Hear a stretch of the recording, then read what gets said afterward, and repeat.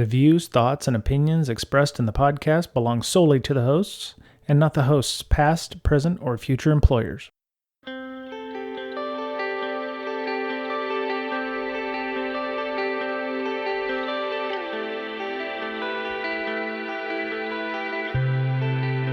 Hello, everybody. This is Brian from Breaking Down Security this week. This is part 2 of our interview with Masha Sedova from Elevate Security about customizing your training. Our first question this week, I asked, and it took me about 2 minutes to actually ask it, was how hard is it to log the information you collect about user behavior, and what does a dashboard look like for creating that profile or that workup on somebody. Later on, also because of some of the questions and comments that we discuss here, we get into some privacy implications because you are profiling people. Some of these technologies can be fairly invasive, and you just want to make sure that you're maintaining the privacy of your employees. So we'll go ahead and get started with the answer from Masha about the question on how to collect this data and how to display that data effectively. Yeah. So I want to give you the answer if you are like a 50-person small business. Like I don't want to say the only solution is to buy Elevate. So let me back up and tell you the principles of how we started. And this is what we initially built when we were at Salesforce. So you take the log files from one of your security solutions, and what you need to know is who did what, when. Those are your 3 categories. If you can't figure out who, it's a non-starter. But we use email addresses as a unique identifier usually. Or user ID, some way to correlate those two. And so you have your logs from these different devices. Let's say a password manager is one we often find in an environment. So you go into password manager, who has installed it? When's the last time they logged in, so we can track active usage. So you have your time and your dates, and severity is sort of, are you using it? Did you install it? So there's your data set. You can keep that in an Excel file. The next data set you need is your HR file. So finding out name, email, and then some really interesting ways to start slicing the data is department, start date, and reporting manager. So you get all those, and you can start even doing, you combine those via VLOOKUP, and then you can start slicing trends, even in Excel. Say, show me groups by department, frequency of this type of behavior by department. Then you can do it by tenure, for example. And you're pulling these data logs over time. That's 101, Excel, and it's manual.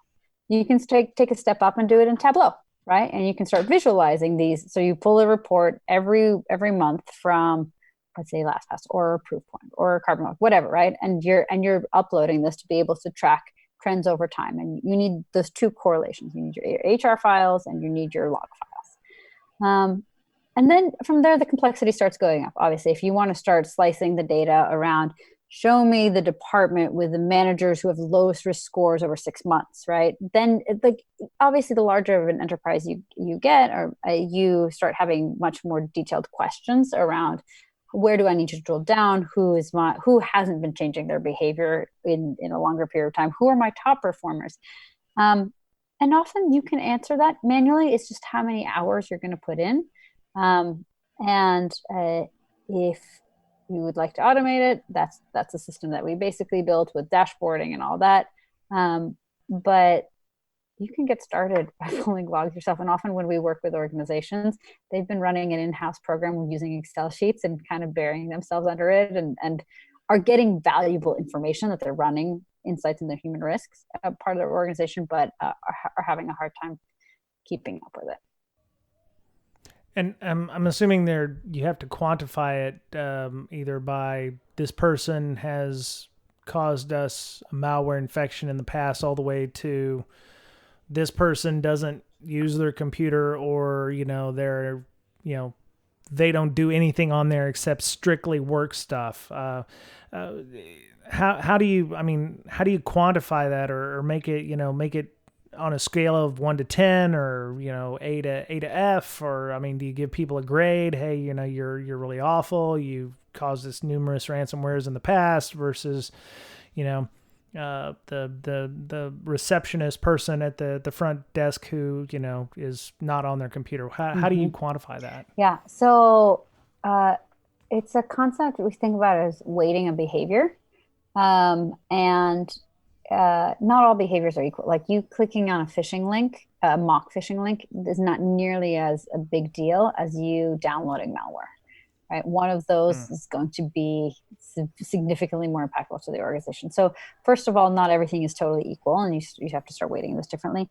And nor should I have a memory about things nearly as long. So we do have a concept of scoring.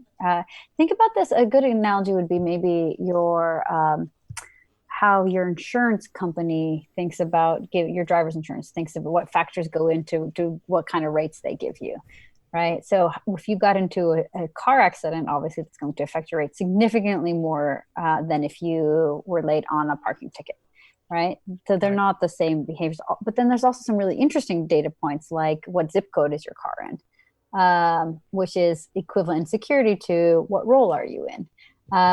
So this is back to, are you an executive, or are you an admin, or are you an intern? Because the likelihood of you causing damage to the company given a certain behavior is much more or much less given your type of role. And so role, department, role are all actually columns that you can get from most HR systems, Workday for sure. And you can start using that type of role to start weighting all types of behaviors across the board. So you can say, if you're an engineer, you malware should have a 2x impact on your score over time. What is most effective, but it's much harder to do, is to back up and not even think about role, but access type. Right. And because I don't actually really care if your role says engineering or PM, what I really care is if you have access to my production environment. And or source, that is exactly, if you have Perforce, can you approve a wire transfer? I don't care what your title is.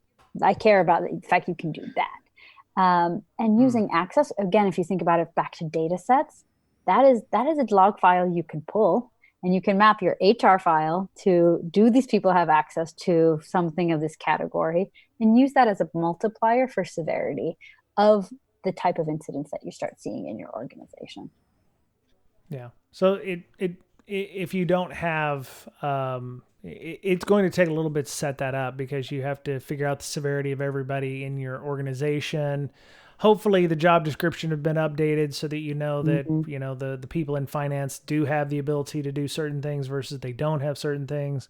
The engineer has access to source and production, or just source and not production. And then, the same person who has access to source and production also does a fair bit of torrenting of, semi-illegal, files or something, and that would automatically make them higher risk than, like I said, the salesperson who just, goes about their business and, only does real work and work on their computer, and they have a spare, separate computer doing private stuff. If you think about that though, like, why would someone, like, why should a security team even care about doing that? Like, that's a lot of work. But if you have that data set and you have that input and you sort that by, show me your highest risk across access type, all of a sudden you have the people you need to be focusing your time and attention on. And that sending those people a video, no matter how funny, is not going to be appropriate to the level of risk and impact. So those people might be a really great set of groups to have like a one-on-one brown bag with, and sit down and explain to them, you have access and historical reasons for me to have risk. And so let me tell you a little bit about like why, like your role, why it's important, and you double down on your time and your energy there. And then there's a whole swath of your organization, I imagine, based on the organization I've been in and seen, there'll be about 20% that you don't even need to talk to at all. They are perfect. They are the people who will never click on a link and are they're good to go. So you can just forget about them. In fact, you should actually give them champion status and give them megaphones and tell them, this is what great looks like. And so you can start dividing your program into highest areas of risk, acceptable risk, and heroes. And that kind of segmentation really starts helping you focus your time and your energy versus the one size fits all training that we roll out now. Right. So, Mr. Betcher, you work at a fairly large organization. How would something like this work for your organization? Is would it scale well for your organization, or does it, how would you work something like this potentially? Well, we have different areas of employees. For example, an acquisition going to be totally different than the mothership, right? So those have to be separated. It would be a lot easier to deal with the mothership because you have common computers, common infrastructure, all that stuff. But then the acquisitions, you don't know sometimes what is in there, especially if they're brand new. Mm-hmm. So I think putting that divide in place would be good. Have a couple of people focus on the core company, and then have some people, maybe even more people per capita, focus on the acquisitions. That's what I would do. So yeah, it could work, definitely. But I think the acquisitions would be more risky just because they don't have the infrastructure. They don't have the security team in place. Sometimes their security guy is their, lead developer, right? Because he's probably the smartest guy as far as IT is concerned. So he just takes over the security role as well. We get a lot of that. We have no security people, or we've got one guy that does compliance, things like that. So it's really tough to get in there in the smaller companies and do that because they just didn't have the budget to focus on security, because security is more of an afterthought, more of an insurance policy, if you will. Just think about it that way. Security teams are insurance. You may not need them right now. Might be good to have in case your house burns down, but really your house is still there. So it's just another expense. So, Ms. Berlin, you deal with nothing but logs all day. So this should be right up your alley. This is another, offering that you guys could have. It's like, hey, look, we can, spy on your employees and stuff. And, we can see if they've been naughty or nice. We're better than Sandy Claus over here, the NSA. My boss has enough extra ideas for us to do. I don't know. That's another one that I want to float. Okay. All right. Fine. Yeah, but I mean, I agree with you, Brian. As far as like the acquisitions go, I think only ever one time we've had it work the other way around, where the smaller acquisition actually knows what they're talking about and, has somebody more knowledgeable that comes on board than the bigger company does. It's rare, but yes, it definitely does happen. It depends on the founder, whether they're security conscious, things like that. Yeah. And luck, I think sometimes they get someone that's real passionate about it. Yeah. Cool. So Masha, you say you Elevate is all about creating this kind of system.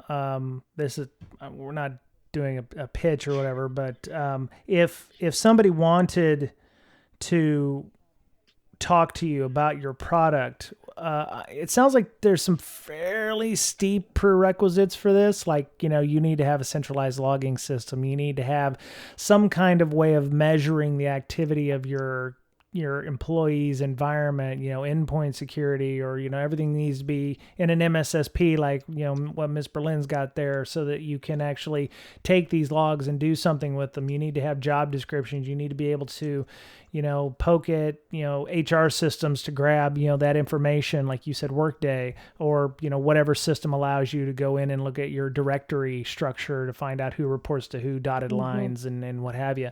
What are the prerequisites if they wanted to reach out and work with y'all to get something like this into place? And have you ever gone, yeah, you're not actually doing real security, you probably should do all that stuff first before you talk to us? Is there anything like that? Yeah, there's definitely we find that our solution works best with slightly more mature security teams.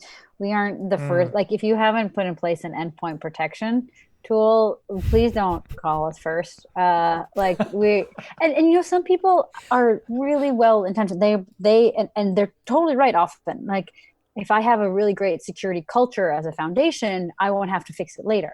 There's a lot of truth to that, but you should also have endpoint protection. Like that's like 101. And security culture at that size can be done with brown bags and lunch and learns and like messaging from the top. When you get to larger enterprises, that's sort of where we really come in, right? When you have a lot of security technology. I'll tell you, when I was at Salesforce, we had invested millions in a variety of technology data sets, and security, like, and the human element was still an issue. And that's really where we come in and thrive. It's like you've installed technology, like we can put that to use to actually help your tech stack actually help your human component of it. It's pretty awesome. Okay. How well does this work for large companies versus, say, small companies? Is there a nice, area where this really works well versus like you've got 500,000 employees or something? How well does that scale? Yeah. So some of our best deployments started at about 1,000 people, and we've gone up to, I think the largest deployment is something like 30,000 people. So yeah, and it scales very, very easily. Yeah. Once you have the data, it feels very personal. Like in the same way the Fitbit, right? Like once you have the understanding of who does what and how you roll out the personalization, it's an extra email from us because the algorithm on the back end is the same. Are y'all a cloud service kind of thing where you're sending? Are you pulling the logs from them? Or are they sending logs to you? Or whatever works, right? We have integrations, we have API, we push to SFTP, shared S3 bucket, you name it. There's a way to do it. I just put all my logs in a world writable or world readable. Yeah, I think you just send it to me unencrypted. That'd be great. Yeah, that'd be fine. That's fine. FTP. FTP it. Yeah. Yeah, it's gonna make a comeback. So, okay, so we're talking about, basically digging into people's activities, which will obviously bring up the idea of privacy issues. How does this keep from not being completely invasive into a person's, work life? And, a lot of people like it or hate it, actually do a lot of, non-work stuff on their computers.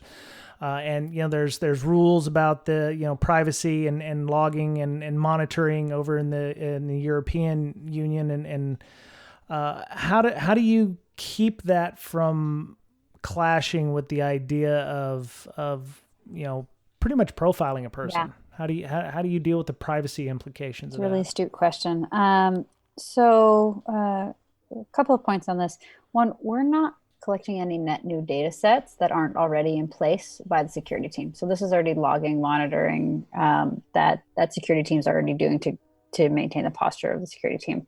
We're aggregating and providing a level of insight that matches with the trends and HR to that same data, but it's not net new, first of all. The second thing is that when we communicate out this risk, especially to an individual, we'll only let the individual know how their performance is to them. No one else knows how other people in their department are doing unless it's in aggregate form. So I was saying earlier, hey, Brian, you're actually 3 times better than the rest of your department. But the department information is anonymized. So there's no way for you to reverse that information back to somebody else. So you get your personal report card and your own personal status, which is in line with GDPR regulations, without the ability to see other people's. So those are the two core fundamentals of how we've built the product. And because of this, we have customers who've deployed in Germany and in other areas of Europe, and work through with their legal departments to run through it. One of the things that's actually been really refreshing to hear back from employees is that it provides a level of transparency. They knew that, like, yes, every time I'm on VPN, it's monitored. And yes, I know that, like, it's a company LastPass, but I've never given the level, like, that data's never come back to me. Like, I don't actually know if you think I'm bad or good.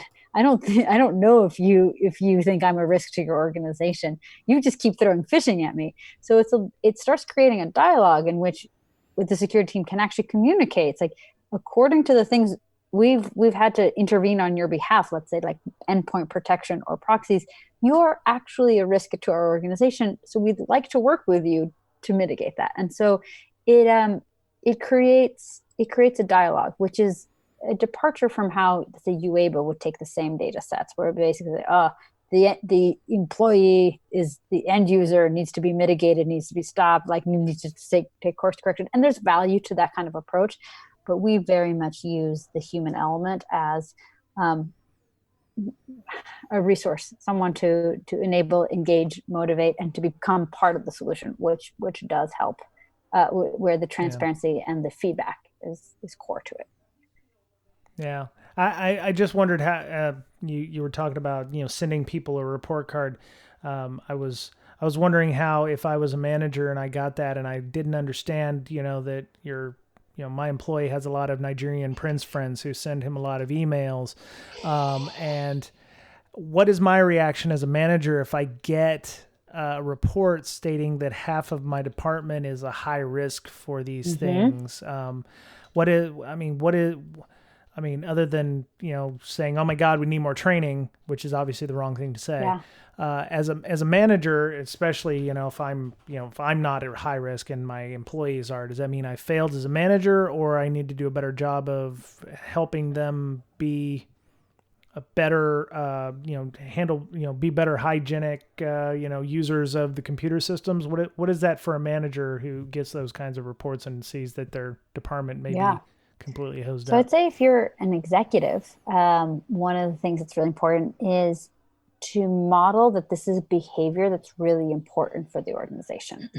And so you're not in charge of the one-to-one interventions. I'll get to what it looks like in manager, but on an executive level, if you know that your organization's regularly, call it, infecting malware, there's a couple of options that you can do, and that's what I've seen across my career. One, you can invite a security champion to come speak at your next all hands about why malware is important. Like, you can give visibility and spotlight and the time and attention on this issue so that the rest of your org says, well, my department lead is spending time on it.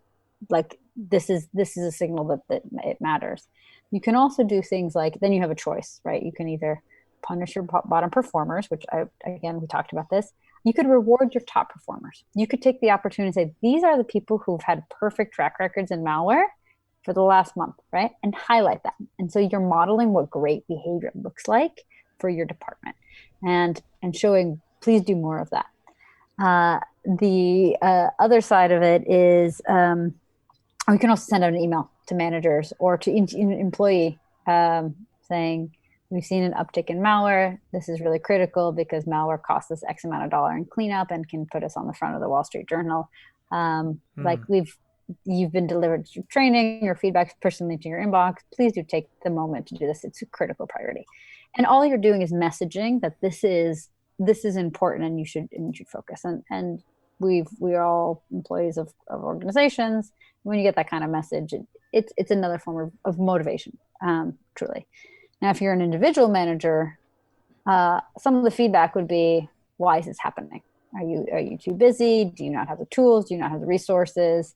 Most of the time, when I've seen it escalate to managers, is because the employee just ignores emails from the security team, and it's just in one ear out the other. And then what the manager can do is just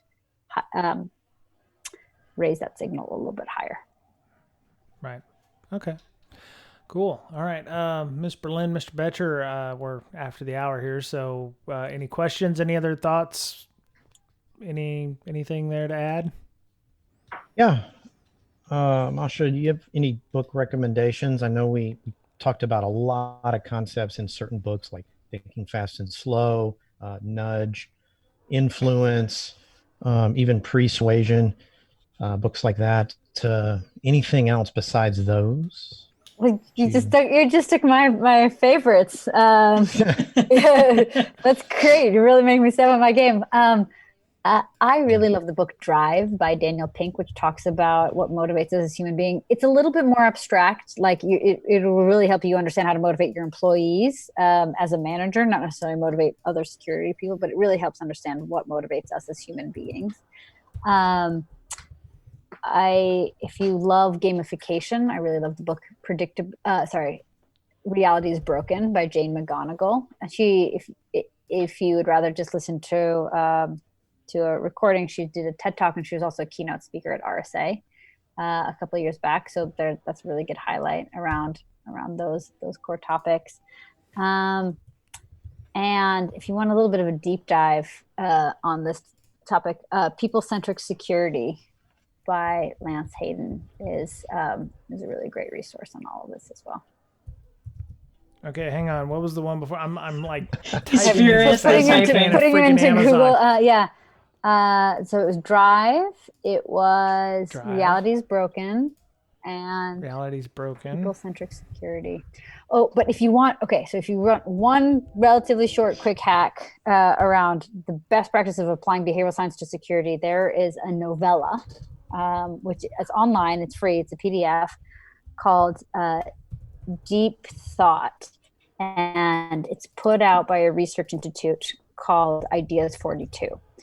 So if you search Deep Thought, a cybersecurity story, in Ideas 32, you'll find the PDF, and it's beautifully written, and it talks about a hack through the lens of an explanation of behavioral science. Why did the person click on this link? Why didn't they report? And it goes into basically a primer in the intersection of the two spaces, security and psychology. It's a required reading for all of my employees when they come on board. Huh. Nice. Okay. Mm-hmm. Okay, Reality Broken. All right. So I went on your website, but it says that you're not hiring currently. Is that because of the pandemic, or are you looking for the right people, or is once this is all over and you're back to being able to hire people, what are the kind of skill sets that people need to have when wanting to apply for jobs at Elevate? So we are looking for a VP of marketing as of recently. So that's not on the website yet, but if you know of anybody who's an excellent marketing leader, please do let us know. We are waiting till the COVID reality settles down, and we'll likely be hiring salespeople in the fall, product managers, and a product marketer towards the end of the year. Cool. Pending giant asterisks, pending COVID. Right. That's everything right now. Everything. I can't sell anything, so I can't. I don't know how to do that. I wish I could though, but cool. All right, well, that's awesome. So, Ms. Berlin, Mr. Betcher, any final questions before we let everyone go? No, I don't think so. Cool. Okay, Masha, I went to look for you on Twitter, but I don't see your Twitter handle that I had followed anymore. I'm assuming because you're all making fat bank. No, I'm still there at Mod. Oh yeah, MOD. I might have been looking. I'd buy and leave the remain. Okay. And if people wanted to talk more about human behavior, would that be a good place to find you, or is there a better way of getting a hold of Twitter you? and LinkedIn. I'm more often on LinkedIn. Okay. But I'll respond to you either way. Yeah, I should be more on LinkedIn as well. Seems like it's a little less volatile these days. Cool. All right. And it's elevatesecurity.com. Elevatesecurity.com. Yeah. Right on. Mm-hmm. We got a blog. We got some resources there. You can, if you request a demo, it goes to my account. Another way to reach me. Nice. Okay. I'll add that to the show notes. Ms. Berlin, tell us what you've been doing for the last 3 weeks since, we haven't seen one another. Oh, gosh. Are you still doing all the Zoom stuff online with somebody kind of took most of it over for me because it was a lot to handle so many Zoom meetings at once. I've never been so social until all of this started. And it was a little much. So somebody else is kind of handling a lot of it for me. With all the other stuff that I've going on. But I can't remember, did I have my new position the last time we recorded? I do not believe you did. Okay. So I got a think it's a promotion. It's at least a title change. President of the world? No. I am now a senior incident detection engineer. Nice. Yep. Thank you. So, I don't really know why that's a good thing. I guess. Is it like I'm not stagnant? I don't know. Is it like the Navy where you get the title change and then you got to wait 6 months to actually get paid in that position? Yes. Mm-hmm. No, I hate that. That's what happens with startups, though, right? Yeah. But I've not been fired, so that's plus. They seem to like me still. And we're growing like crazy, even now, because we started hiring a couple people even in the middle of COVID. So that's interesting. So, okay, well, I know that there are some people that I've seen on Twitter talking about how they don't have jobs. Do you have a place where somebody can post a job board or anything? I don't know if we have anything specific on our website. I would have to look, but probably just contact me. Or I know we have a thing on our new and improved website, bluemira.com. It's BLUMIRA. How would they contact you? What? How would they contact you? How they contact me specifically? Yes. Let's see here. Probably Twitter is best, even though I've also been off social media a lot lately. But at InfoSystir, INFOSYSTIR. Okay. And right on. This is the longest I've stayed at home without traveling. And it's killing me. Wow. I can understand. Some people are used to living in airports and now they're living at home and they don't know what to do with themselves. I just tore apart a room instead. Like I was bored. So I saw that on Facebook. You're like, oh, I got bored and I was just beating on shit. I'm, whoa, okay. Sledgehammer. Mr. Betcher, you've probably been at home too. Your hair's starting to look a little grown out like mine. So yeah, I can turn it into an afro too. I've given 3 haircuts so far. So wow. You must be getting better. Nah. Yeah. Mr. Betcher, what you been doing with LogMD right now? Just finishing up some bugs for our next release. So yeah, that'll be fun when it finally comes out. Check it out, log-md.com to see what all the fuss is about. Fantastic. Okay. So we have a Slack. It's very active. We have a lot of people doing a lot of things in there. Pwnysec, one of our folks. I need to turn him into a moderator or something because he does a lot of good work for us. He works with our CTF group. He makes a lot of videos. He's done one on HTTP verb tampering, not verb tampering. It's what is it? The one, anyway. He did some on CSurf the other day and some cross-site scripting stuff. He likes to, run around inside the Hack the Box lab that we have for Brakesec. And if you are interested in joining him or the SIM Club, which I don't mention enough, Paige and Scott Pack, one of our moderators, runs a SIM and logging, get-together discussion where you can, get in there and talk about how you're tuning up your SIMs or your Splunks or your gray logs or your logarithms or what have you. If you're having issues with that, or if you just want to talk about detection rules or anything like that, you can join us in there. We also have a book club, which is finishing up. I think we're getting close to the end of our AWS pen testing book discussion with Dave Sybuck and JB. So if you're interested in doing any of those or getting on the next book club, which is coming up, I'm assuming we're going to be doing that soon. You can send us a DM to our Twitter at Brakesec, BRAKESEC, or you can email bds.podcast@gmail.com. We don't gatekeep. We just want to make sure it's, not everybody can just join it and start spamming it up. We do have a social contract. We do have moderation. We do expect people to comport themselves professionally.